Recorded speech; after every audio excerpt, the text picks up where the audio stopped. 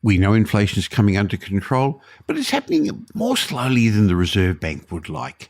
And part of the reason for this is it's fighting an uphill battle with demographics, according to leading demographer Simon Kuestenmacher. Today I'm going to have a chat with Simon and ask him to shed some light on the Reserve Bank's challenge and, more importantly, what that means for all of us. So whether you're a homeowner feeling the pinch of rising interest rates, a young professional navigating the job market, or simply somebody just interested in understanding the economic forces shaping our country, this episode promises to give you some insights and I hope some thought-provoking analysis. So let's get on with the chat with Simon Kuestenmacher. Welcome to the Michael Yardney podcast, where twice each week you will learn a number of new ideas regarding success, property investment and money in around 30 minutes. Our show is brought to you by Metropole, who specialise in helping you grow, protect and pass on your wealth through strategic property and wealth advice. Now here's your host, Michael Yardney, Australia's authority in wealth creation through property, who has been voted one of Australia's top 50 most influential thought leaders. Since you're interested in property, you're probably reading somebody's opinion about interest rates on, I guess, an almost daily basis. So you know that interest rates are more than just numbers. They're a reflection of our economy, our lifestyle and our future. Now, the Reserve Bank's currently grappling with a complex and unprecedented situation with inflation higher than its target, even though it's coming down, and with unemployment lower than where they want it to be. They want to raise it a bit to get inflation under control. The Reserve Bank's finding itself in an uphill battle against demographic trends that are shaping our nation, according to a recent article in the New Daily by leading demographer Simon Kuestenmacher. Now, Simon's a regular on this podcast, but if you haven't heard him before, he's a co-founder of the Demographics Group, and he writes regular columns in The Australian and in the New Daily. And in those and in his media commentary and his public speaking, he speaks to a lot of governments and large institutions and smaller companies as well. He focuses on the current socio and demographic trends and how they impact Australia. So it's great to have him back again for our regular monthly chat. Hi, Simon. Hi, Michael. Good to be back on. Now, Simon, I enjoyed reading your article in the New Daily a little while ago about why the Reserve Bank is having challenges. Now, it is getting inflation under control. We know that. But maybe you could explain to us some of the challenges facing the Reserve Bank from the demographic side of things, especially concerning unemployment and inflation. Oh, absolutely. So we first want to remember what the RBA is actually meant to do. So the RBA is tasked with three things. Firstly, it is meant to guarantee the stability of the Australian currency. That essentially means an inflation rate of 2 to 3%. That is the goal. The second goal is full employment. Full employment by the RBA is defined as about 4.5 percentage point of people unemployed. And the third goal is a bit vague. It means the general prosperity of the Australian people is meant to be guaranteed. The third point is so vague, we can sort of forget about it. So let's discuss the other two, the stability of the currency, inflation rate. So the inflation rate is too high. We have high inflation that has lots of negative consequences, and the RBA then has a single tool to deal with this. They can increase the cash rate, the interest rate, so to speak. They can make it higher, they can make it lower, they can keep it stable. And so they're saying, hey, wait a second. To get inflation down, we need to curb spending. If we make sure that the Australian consumers spend less money, then inflation will move into the right direction. So that's cool. The problem is that they are very much fighting an uphill battle against demographics here. The demographic profile guarantees that throughout this decade and a bit after that as well, we want to have record high spending in this country. What I mean by this is that the biggest generation to ever live in Australia, millennials, are now reaching the highest spending phase of the life cycle. They reach the family formation stage. That's when you buy cars, homes, white goods, school fees. Every penny you earn in your 40s goes straight out the door back into the economy. Spending is guaranteed. if you have a big cohort in the 40s. So let's make it clear. Millennials are those born between 1982 and 1999. And if I got it right then, they've actually still got quite some time of their baby-making life left in their tanks. Absolutely. They will be making babies. They will be moving into this stage of the life cycle for the next 13, 14 years. So that will not go away. That's guaranteed. Traditionally speaking, we would have been very pleased, or the RBA would have been pleased to see the baby boomer cohort, people born in the 18 years following the end of the Second World War, seeing them move into retirement. By now, half of the baby boomer cohort is of retirement age.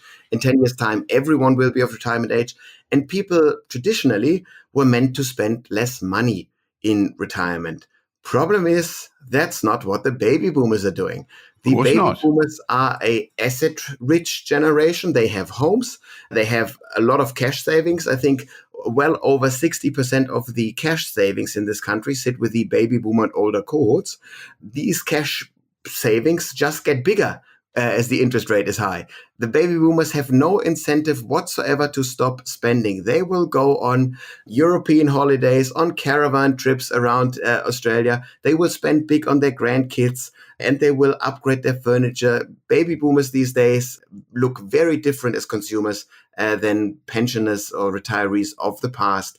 That's another highly consuming cohort. So what you're saying is, while the Reserve Bank on the one hand is wanting this average Australian consumer to spend less, there are demographic reasons why they're having challenges with that. First of all, a lot of the baby boomers have already paid off their home, so the higher mortgage rates aren't affecting them, are they? No, not at all. They're immune. They're benefiting from these high interest rates because housing is looked after, and they have money in the bank. They have a superannuation pool. And they had 2 years or so where they couldn't spend their money. They stashed their cash. Yeah. Now it's the you only live once thing, the YOLO, I want to spend it now. Exactly. It is the my time is now. And baby boomers also feel cheated by the pandemic out of 2 years of their golden retirement years that they really looked forward to. So they now spend money with a sense of urgency. So that means we will probably have high spending. So curbing consumption isn't easy. That's one of the challenges the Reserve Bank's had. Exactly. You can, on a national level, because we don't care who spends the money from the RBA's perspective. If you amp up interest rates an awful lot, sooner or later, some people will stop spending. But these are not the people with the cash. These are the people without the cash. So if you increase the cash rate higher and more, then the people that will stop spending are the poorest and the youngest Australians. So essentially, you are fixing the issue by touching the most vulnerable people. And that's not ideal.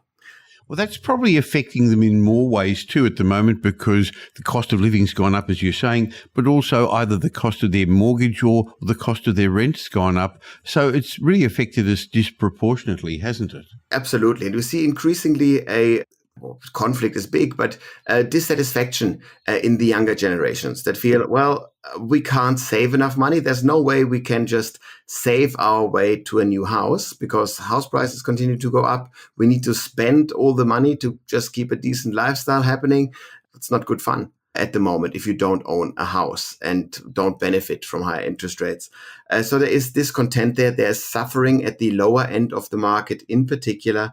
That's one issue that the RBA has. The RBA also wants full employment, which means they want an unemployment rate of 4.5%. The idea is if at the moment it sits at around 3.5%.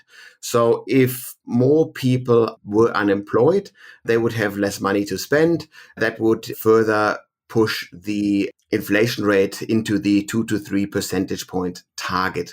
It would also mean that wages growth won't be as high. Exactly. Absolutely. So wages don't grow as much as you would enjoy. And of course, who is going to lose their jobs? Yes, if you increase interest rates, some businesses say, we can't employ that many people anymore. We push people into unemployment.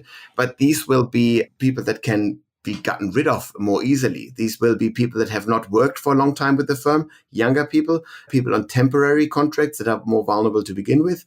And these will be poorer jobs that are more easily automated or something like this. So that is difficult. And the unemployment rate also wants to be super, super low in the coming decade.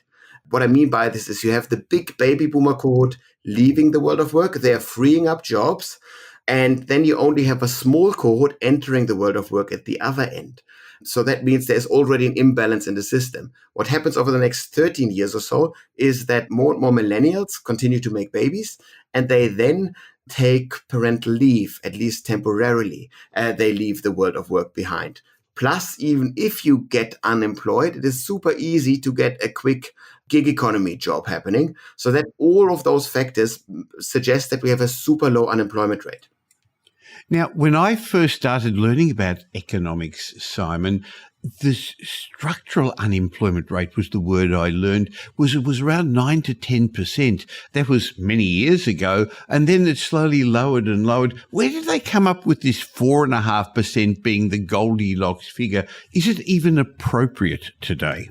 Yeah, it probably isn't. My argument is that the 4.5 percentage point figure probably comes from a time where you were fearing that the unemployment rate could be at 10%, where it could be really high, that you have masses of unemployed people that are desperate, that are then need to be subsidized by the state in order to avoid political unrest. I would argue that unemployment in Australia, low unemployment, is not an issue. I want all industries except for one. This is healthcare and care jobs. This is the one industry where I don't want unemployment. I want enough workers there. If there's a worker shortage in any other industry, that is not a problem. What about teaching, Simon? Because there's a shortage of teachers too. That's right. That's another column I wrote. But so the idea is that most other industries can automate to a certain degree, can make workers more efficient through technology. And that's fine on a structural basis, because finally Australian businesses need to invest more into automation to make labor more productive. That is the hope here. And so I would always advise the RBA based on these developments to keep the interest rates stable or even lower them, as long as inflation moves into the right direction. We don't need to be in the 2 to 3% range. I would say as long as we move in the right direction, we're already doing this, lower the interest rates in order to take away the economic pain from the poorest people, and in order to incentivize businesses to finally invest in a big way into automation and AI. I would very much welcome this. I think there is potentially appetite for this soonish. I don't think we'll see another rate rise. I think we might even see a decline in the interest rate before the year's over. Well, in your article in the New Australian, you mentioned that Australia slid down the Global Innovation Index. In other words, we're not really embracing these technologies that you talked about as much as other countries. How can we reverse that? And does the Reserve Bank even have a role in fostering innovation? The RBA could foster this by putting interest rates lower and therefore creating a super low unemployment. Because then in order to make use of all the business opportunities, businesses need to invest into technology in one way or another, and that drives up productivity and innovation. What Australia suffered from, so to speak, over the last decades is it was too easy for us to make money. Sometimes people call this the resource curse. We made money by selling stuff that we dig out of the ground that was easy enough. As long as money's coming in, as long as you simply grow a bit of, sales markets by having migrants come in and so forth, everything is going okay. You're not pressured to innovate. Innovation only occurs under pressure. And so we want to create pressures that push people or businesses, so to speak, to innovate. So, Simon, it looks like the Reserve Bank has done its job. It seems like inflation is under control and is falling. Interest rates have either peaked or they're very near their peak. And so while we have had some hardship, all the banks and the money market, the big money, is suggesting that interest rates are going to start falling in 2024. To find that Goldilocks figure where they're not going to be stimulatory, but they're not going to slow us down too much either. So they may fall another 0.5%, maybe 0.75% at the most. All this is going to be positive for our property markets when people have got a stable environment. I think it's also going to be positive for businesses when there's a level of stability and people have got some certainty. Absolutely. Stability, predictability, that is something that any business likes. If you can make the point as a country to your businesses that certain elements of the future are pretty stable, pretty predictable, they can invest with a sense of security that is absolutely crucial. And remember that all this global money that is floating around at the moment that wants stability. The majority of global wealth at the moment is held by baby boomers. They are in the boring retirement phase of the life cycle. That's when your financial advisor tells you to buy boring stuff like property, like bonds, none of these sexy, high risk Google or Facebook type startup investments. No, they want boring money. And we are offering this. We offer resource, we offer infrastructure, we offer housing in Australia. Global money will want to flow our way.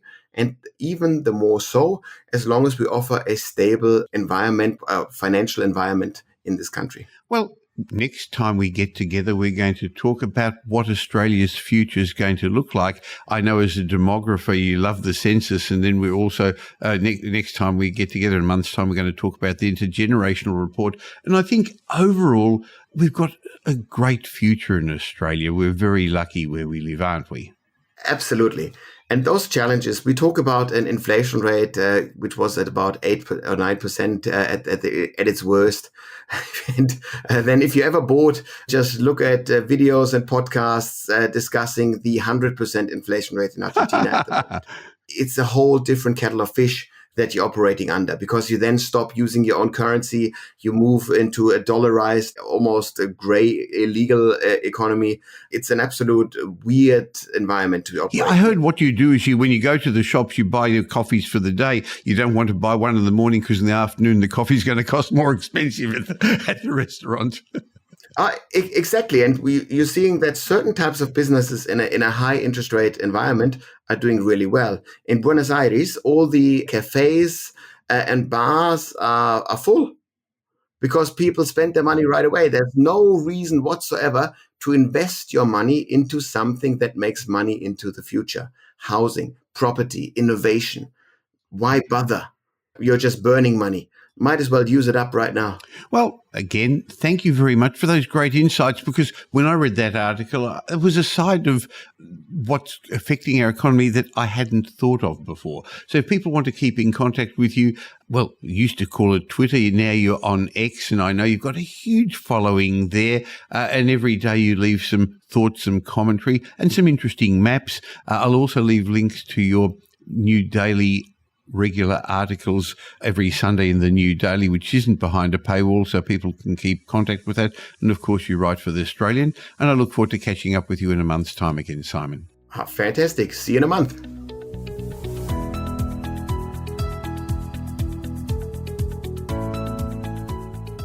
I hope you got some benefit from my chat with Simon.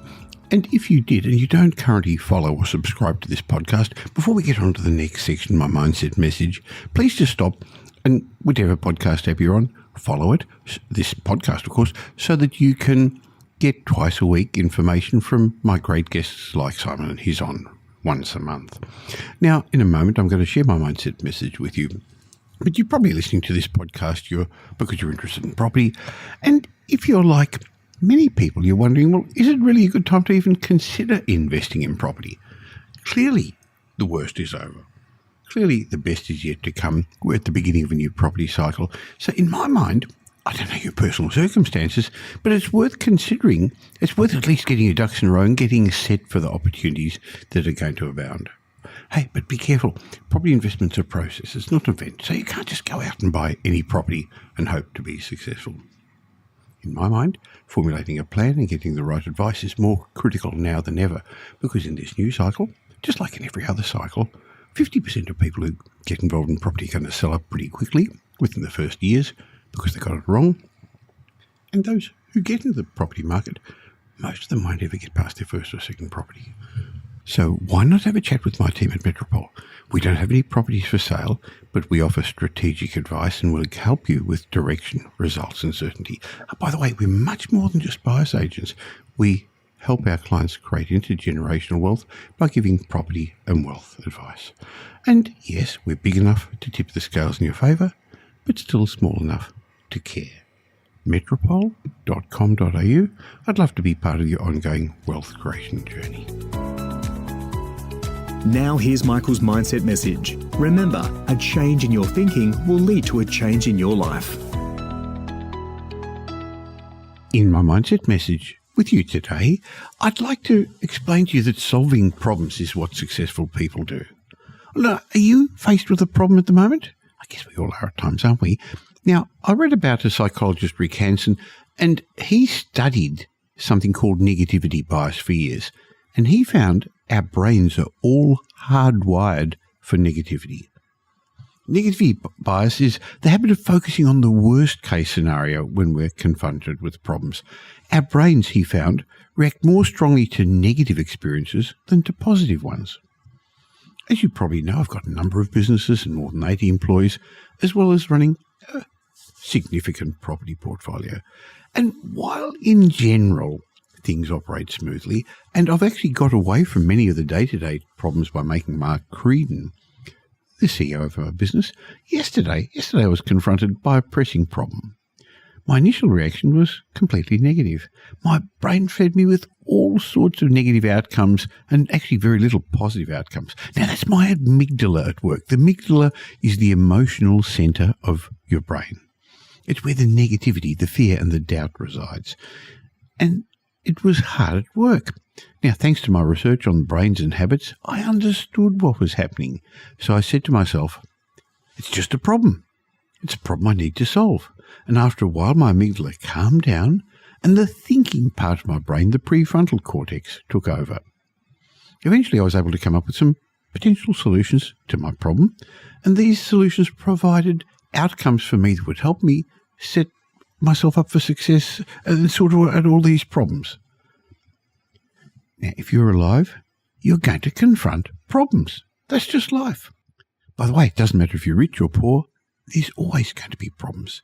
So to turn off the negativity bias in your brain, say to yourself when you come up with a problem, hey, it's just a problem. It's a problem I need to solve. That'll turn off your amygdala and turn on your prefrontal cortex, allowing you to come up with some creative solutions to your problem. Now, I remember many, many years ago, one of my business coaches at the time told me, Michael, that's your job. Your job is to solve problems. If other people could solve problems, they would be the boss. And of course, the bigger problems you solve, the more you're going to earn. Now, for the past, 17, 18 years now, we've had offices in a multi-storey building at Edgecliff in Sydney. On the ground floor is the building supervisor, Sam.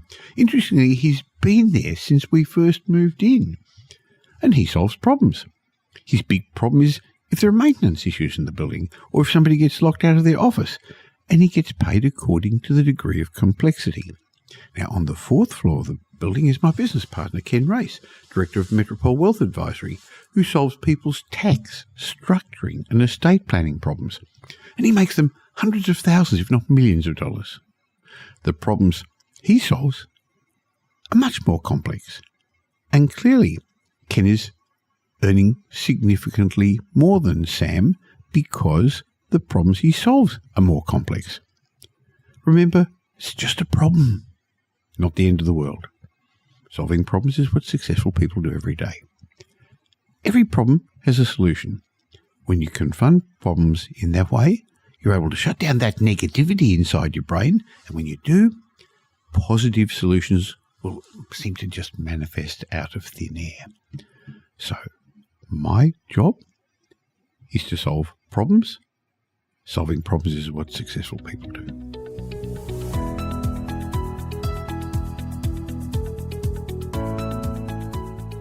Well, thanks for spending the last little while with me, and I hope you got some benefit from this show. If you did, and you know somebody else who'd also benefit, please tell them about the Michael Yardney podcast. There's a share button on every podcast app.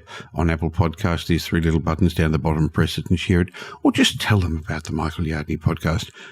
I hope you're going to be doing them a favour, and you'll definitely be doing me a favour and helping me in my quest to make as many people as possible financially literate. Now, there's ways of catching up with me between these shows. Just look for Michael Yardney on social media, or why not join my private Facebook group? Go to Facebook and look for the Property Update Facebook group.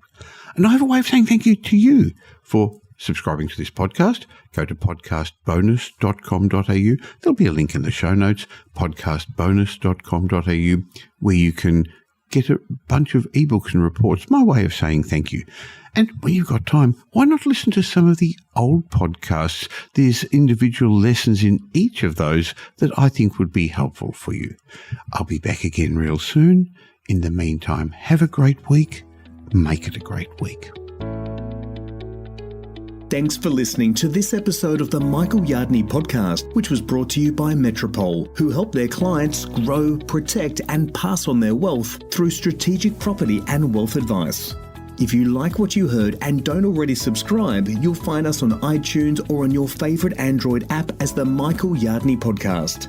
Watch out for our next show, which comes to you twice a week, and you'll learn some new ideas about property investment, success, and money in around 30 minutes.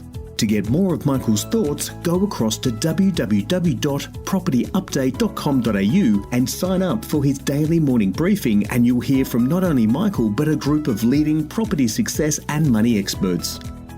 And just a reminder that the information you heard in this show today is general educational advice and not specific investment advice, as we don't know your personal circumstances. If you're looking for specific advice, why not ask the team at Metropole to help you?